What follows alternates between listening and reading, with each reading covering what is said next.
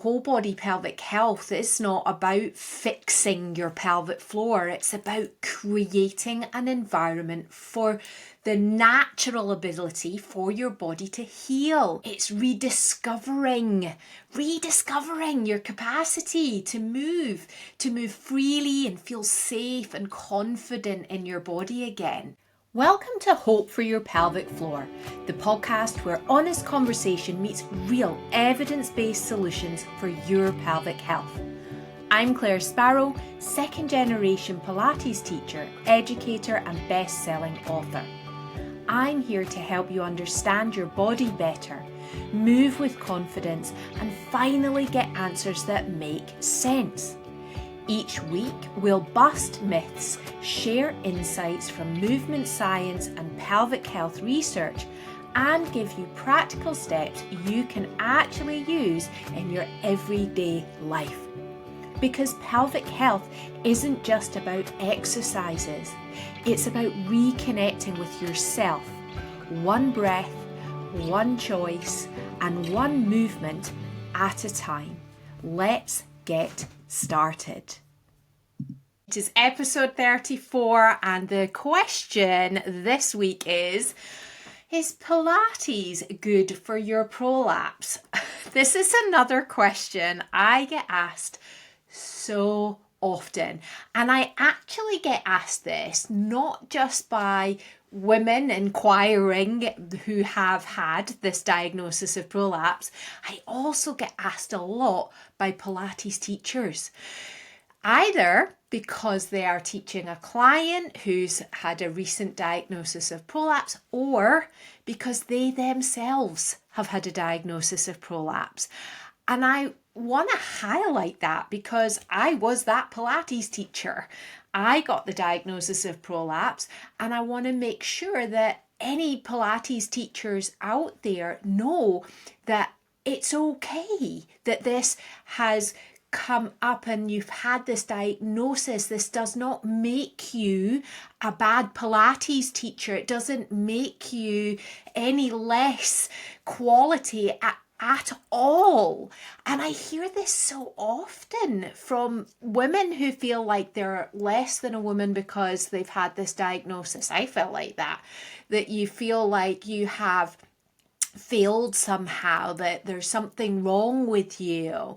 And the same is true for Pilates teachers. They have all that feeling as a woman, and then layer on top of that a feeling of failure as a Pilates teacher because you've got this diagnosis. I want us to just throw that to one side, get it in the bin, let's let that go. And it might not be right this second that we let it go, because I know for me, I had to do a little bit of work, a little bit of support for the mindset of that.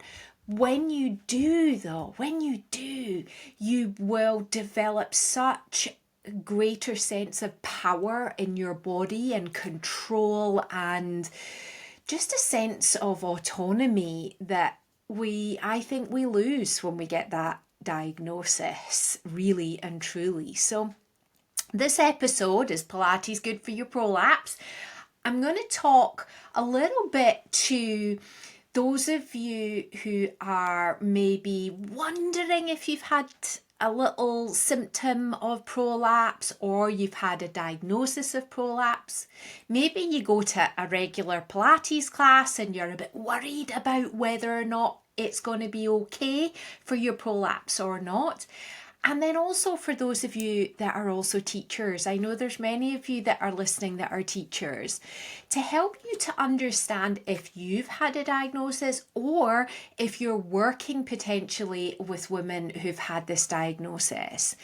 And remember that at least 50% of women have got pelvic organ prolapse. So, chances are we know someone, we are someone, we're teaching someone who's had this diagnosis.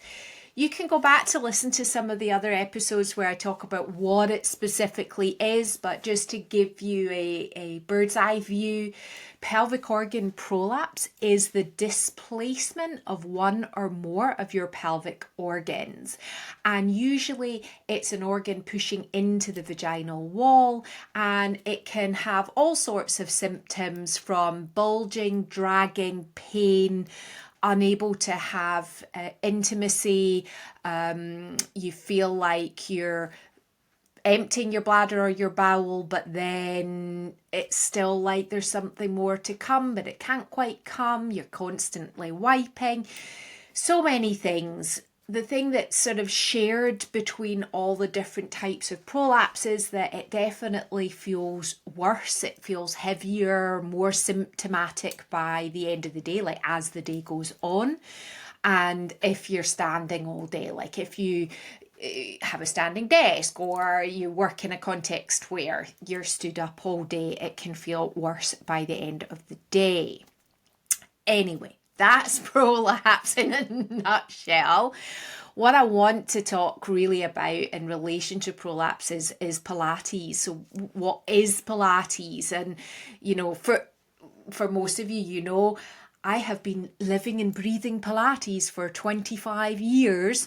You know, I run a thriving studio in Leeds, Chapel Allerton Pilates. I've got a beautiful team of teachers there. So yes, you know, I am clearly a big fan of Pilates, and it's helped me massively with my own pelvic organ prolapse. You know, obviously I wouldn't have dedicated all this time in my life to learning it, doing it in my own body. I literally do Pilates every day in some capacity. I talked recently on an episode about really how it's helped me find my way back to my body, you know, through this kind of perimenopause period of life. And it's just been there for me since I was 19 was when I properly started on the reformer. And prior to that, I was about 13 when I started mat work. So, you know, this is a big part of my life. So I love it. And I think it's great for prolapse. However, this is like however is like the polite but not all Pilates is the same. Pilates is absolutely incredible when it's practiced as Joseph Pilates intended, which is a system. It's not exercises. It's a system for whole body not whole body pelvic health. That's me. That's where I've gone with it. But for whole body health. This was his overriding philosophy. He talked about getting as much fresh air as you can, being outdoors and exercising. He talked about diet, nutrition, drinking enough water. He was talking about all these things that are, you know, Instagrammable now, but he was talking about all these things so long ago. He was well ahead of his time. He really created a philosophy, and the exercises are part of that. It was lifestyle. He genuinely felt like everybody needed to do it. It could be in your home, it could be outdoors. It was the way you walked, it was the way you breathed, it was just everything, absolutely everything. And his method was, you know, it was never about isolating muscles or forcing strength where there's an imbalance. So what I mean by that is that whole body health, part of that philosophy was the movements, but the movements were whole body movements rather than squeeze this, clench that, pull this, push that. It was much more integrated. It was much more about balance. It was about restoring the natural relationship between breath and movement and alignment so that your body could function as one intelligent system, because it is. And intelligence, the brain-body connection is so important. And often we're overriding that by squeeze this, clench that. We stop the body from being able to do its own thing, from being intelligent and orientating or restoring in the way that it's designed to. We get in our own way. And that is completely against the philosophy of Pilates. And, you know, I get that we might see big dramatic movements on reformers all over Instagram. And some of that is part of his method and his philosophy. But at the foundation of all of the drama on Instagram, all those big moves is whole body health. And it's a progression, it's a stepping stone, it's a ladder that you climb and you build. You don't go straight into those big dramatic moves on Instagram. Once that baseline is mastered, then you can have fun. And yes, of course, you can challenge yourself. But if you go from nothing, no breath and pelvic diaphragm relationship, to suddenly turning yourself inside out and upside down on the reformer, then that actually might be bad for your prolapse. That might not help your diastasis if you've got separated abdominal muscles. It might not help your shoulder injury if you've got a shoulder injury. It's not that prolapse is the only thing that is under this whole body health philosophy, everything. So we need to build to those things. So of course the challenge that we have is that not all Pilates out there in the world comes from that whole body philosophy, that whole person philosophy. So when it is introduced to people in that isolated, you know, often you see taglines about Pilates being great for your core. What even is that? What does that mean? It's just so abstract, and it's at the same time so isolated in people's understandings of that. You know, it really isn't about that endless queuing of pull your navel to your spine or lift your pelvic floor up. It can actually, by doing those things, increase the tension and the pressure and even the symptoms of prolapse, because you are squeezing and restricting and pressing on that organ rather than releasing the tension that's causing it to be in the wrong spot in the first place. So what we really need is to remember that our pelvic floor is spontaneous. It's subject to over tightening, just like anywhere else. If you think maybe you acknowledge that you've got tight hamstrings or tight hip flexors or tight shoulders, like those are the only places in our body that can get tight. No. Your pelvic floor can be too tight, and sometimes that can happen from excessive squeezing. If you're going to a Pilates class and all the time you're pulling your belly button in and you're pulling up your pelvic floor, you're causing more harm than good. I know that sounds really harsh and dramatic, but the reality is it's not how our body is designed to function. It just is not. We shouldn't have to be doing that. It is spontaneous. And then when it's working spontaneously, yes, like I said before, we can challenge it and do lots of fun things, but it should still work spontaneously. Okay. I'm getting all hot and bothered about this topic because it is a big deal and it's very challenging, because I know there's many people that I've seen. I'm a Pilates teacher. I'm a Pilates educator. I teach all over the world. I'm doing teacher training, all of these things. So there's an automatic assumption that people make that they could just do their own Pilates class in the school hall down the road and it's going to be the same as what I teach you. It might be the case. It might be one of the amazing mentees that I've worked with for my mentorship online, or somebody that I've taught to become a teacher.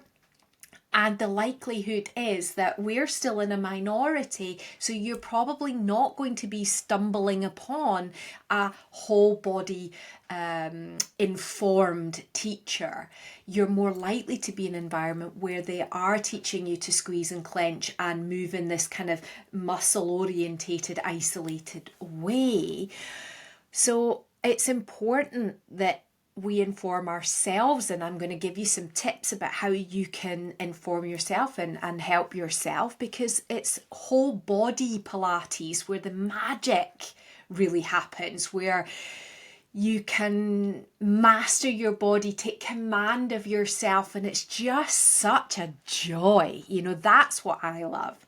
And when Pilates is taught through this whole body lens, it becomes this remarkable, life-changing tool for healing. It reconnects you with this rhythm.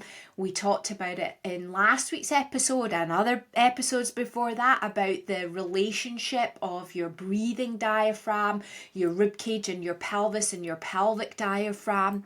And you really do feel the stimulation of that rhythm, and it reconnects it. It's quite beautiful. It retrains your nervous system, so you stop over gripping and start releasing. There's so many messages I get from people where they tell me that they just noticed that they're clenching all the time, that they feel like they're clenching their pelvis or clenching their glutes, or they're leaning to one side, that there's this sudden awareness of this unnecessary gripping and clenching. So we can learn the natural neurological pathways again. We can stimulate those, and that's just magic. And of course, I've talked about fascia and how the whole body movements and this integrated approach to Pilates really nourishes it. It makes sure that it's really healthy, because that is your connected web that supports and suspends your pelvic organs and your other organs, but we're talking about prolapse, so it's those pelvic organs. So it needs to be healthy, it needs to be hydrated, it needs to be mobile so that it can be strong and dynamic to support you. And of course, something that I think is under spoken about or not emphasized enough is that confidence. You're really going to restore confidence in yourself as a woman and in your body, which I know firsthand. That diagnosis of prolapse just plummeted my confidence, and doing the strength exercises that I was told to do made that even worse. I lost more confidence because they didn't work. They made my symptoms worse, not better. So I lost even more of that confidence. And it was only when I started to create my own whole body pelvic health method of approaching the Pilates that I love, that I started to build that confidence back up again. And it's not, whole body pelvic health, it's not about fixing your pelvic floor. It's about creating an environment for the natural ability for your body to heal. It's rediscovering your capacity to move freely and feel safe and confident in your body again. And that's what allows your pelvic organs to be dynamic, to restore their natural positioning, and your pelvic diaphragm will be able to be spontaneous and function naturally and normally during all of your activities, including Pilates. That's just one of your activities. But whole body pelvic health, it's just a lens. This is not a a whole bunch of new exercises. It's a real lens, and it's actually been the teachers who I've worked with over the last few years where I've created a mentorship to support teachers working in real time with real clients. So it's not imagine this scenario or think about a client that has this. You actually are working with your own clients and the clients of the other mentees in the group to apply the whole body pelvic health method, this set of principles and concepts that become the way you teach your version of Pilates. It's not about a whole lot of new exercises. And it was those teachers who said to me, every time we did a little evaluation at the end, they would say to me, well, now I just teach all of my classes and clients through this lens because it makes so much sense. And that is the absolute key here, that we're talking about professionals, people who have got at least 3 years of experience before they get to come on the mentorship with me, and they're teaching the classes and clients that they've taught, sometimes for decades, in a completely different way. Same exercises, different lens, different sequencing, different breathing, different way of beginning, different way of ending, just a different lens that's empowered them to create greater results for their clients that they're teaching on a regular basis. So it's less about is Pilates good for prolapse, and more is the Pilates you're doing good for your prolapse.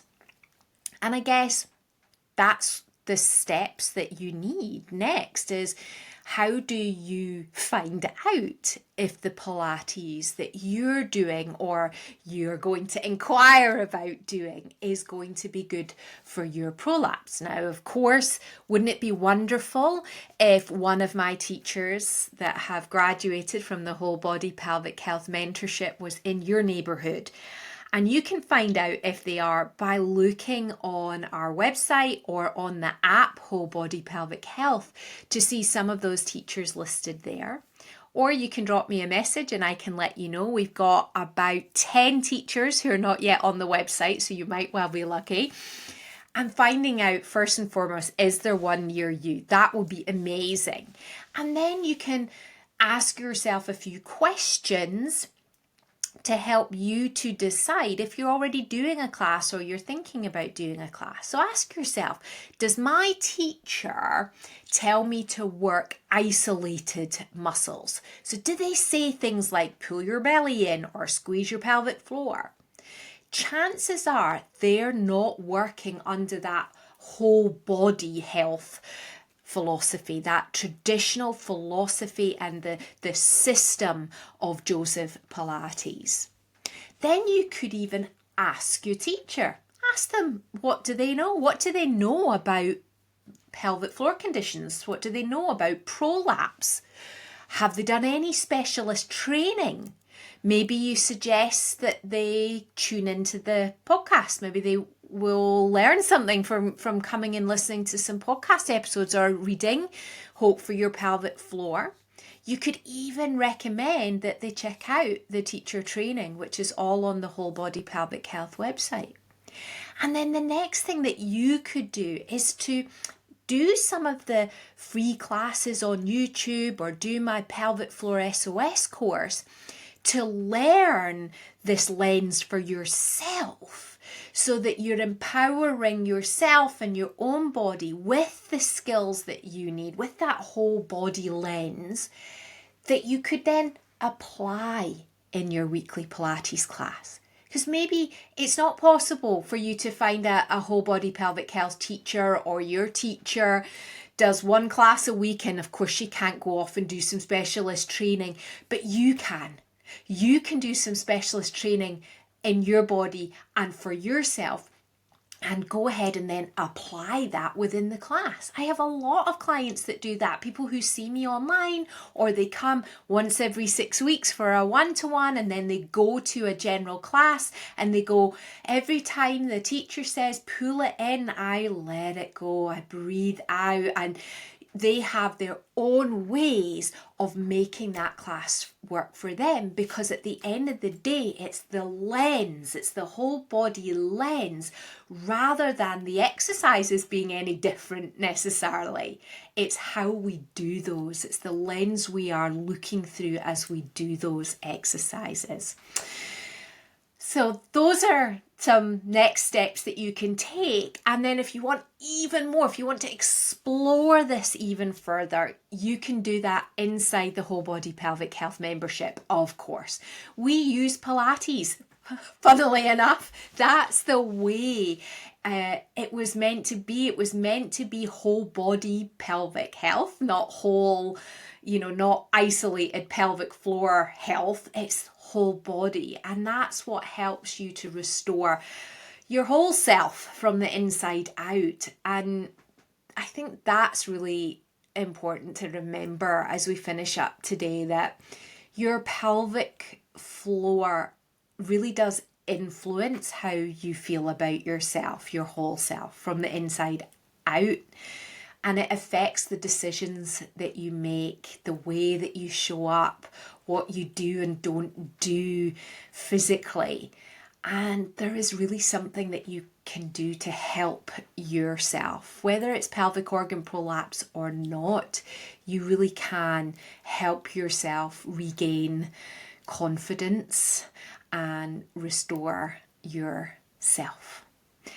Anyway, that's where we're going to finish, on that slightly deep note. Thank you for tuning in to Hope for Your Pelvic Floor. If this episode resonated with you, please subscribe, leave a review and share it with someone who needs it. It really does help more women find the hope they deserve.